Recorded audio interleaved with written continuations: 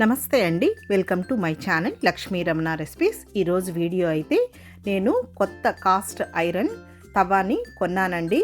So అది మనం first time వాడేటప్పుడు సీజనింగ్ చేసి వాడాలి. నేను ఎలా సీజనింగ్ చేశానో ఈ వీడియోలో చూసేయండి. చూడండి, దోశలు అనేది ఎంత చక్కగా వస్తున్నాయో, అస్సలు అనేది అంటుకోకుండా మీరే చూస్తున్నారు కదా అండి వీడియోలో. చూడండి, ఫస్ట్ దోశ కూడా ఎంత చక్కగా వచ్చిందో, అలాగే మనం చూడండి సెకండ్ దోశను కూడా నేను ఎలా పలుచగా వేస్తున్నానో. కాబట్టి మనం కొన్నప్పుడు అలాగే డైరెక్ట్గా ఆ ప్యాన్ని యూస్ చేయకుండా సీజనింగ్ చేసి వాడాలి. కాబట్టి ఎలా చేయాలో ఈ వీడియోలో చూసేద్దాము. ఇది కాస్ట్ ఐరన్ దోశ తవ్వ అండి. నేను ఆల్రెడీ వీడియో కూడా పోస్ట్ చేశానండి. నేనైతే దీన్ని అమెజాన్లో కొన్నానన్నమాట. మీరు ఒకసారి నా ఛానల్ని సెర్చ్ చేయండి. నేను ఎక్కడ కొన్నాను, దీని కాస్ట్ ఎంతో, అవన్నీ కూడా డీటెయిల్స్ ఉన్నాయండి.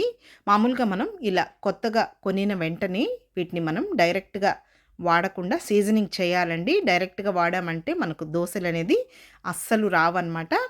కాబట్టి చాలా సింపుల్గా మనం దీన్ని సీజనింగ్ చేసేసుకోవచ్చండి. ఏం లేదండి, మామూలుగా మనం బియ్యం కడిగిన నీళ్ళు, తర్వాత పప్పు కడిగిన నీళ్ళు, వెజిటబుల్స్ కడిగిన నీళ్ళు, లేదు మనం ఇడ్లీ దోశ పిండి వేసినప్పుడు ఆ బియ్యంని కడుగుతాం కదా అండి, ఆ నీళ్ళతో మనం సీజనింగ్ చేసేసుకుంటే దోశలు అనేది అస్సలు అంటుకోకుండా పర్ఫెక్ట్గా వచ్చేస్తాయండి. ఎలాగో చూద్దాము.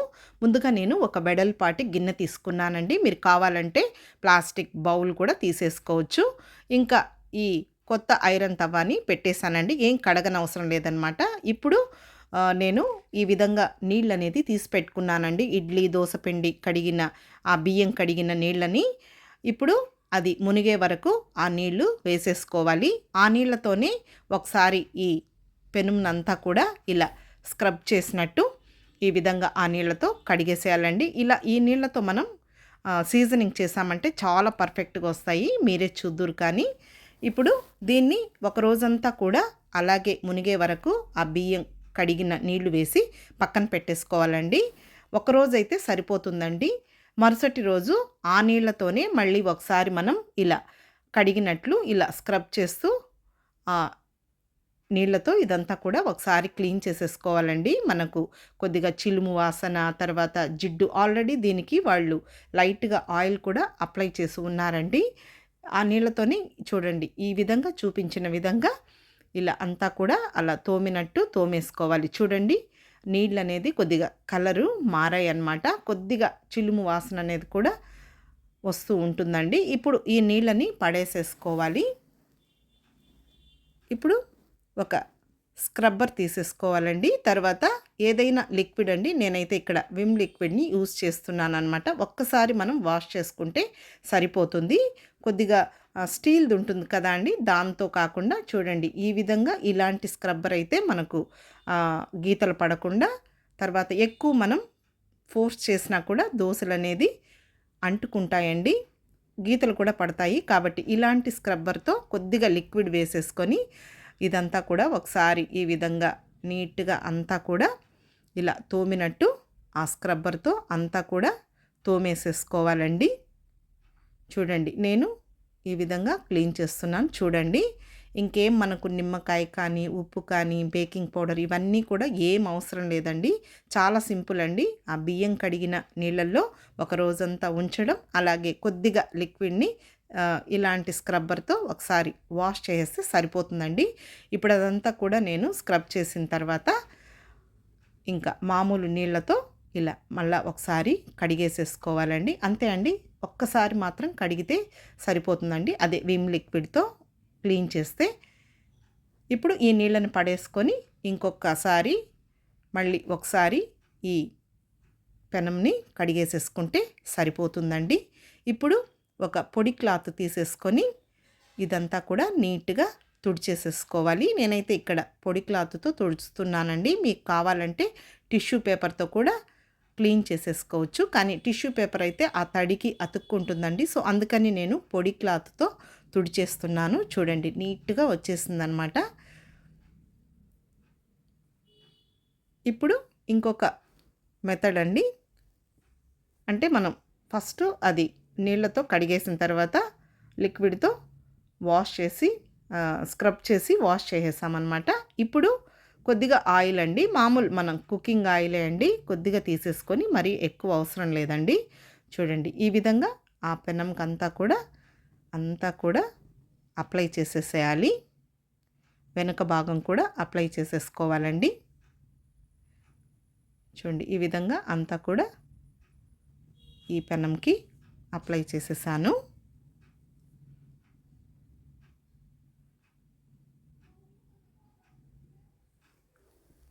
చూడండి నీట్‌గా వచ్చేసిందనమాట.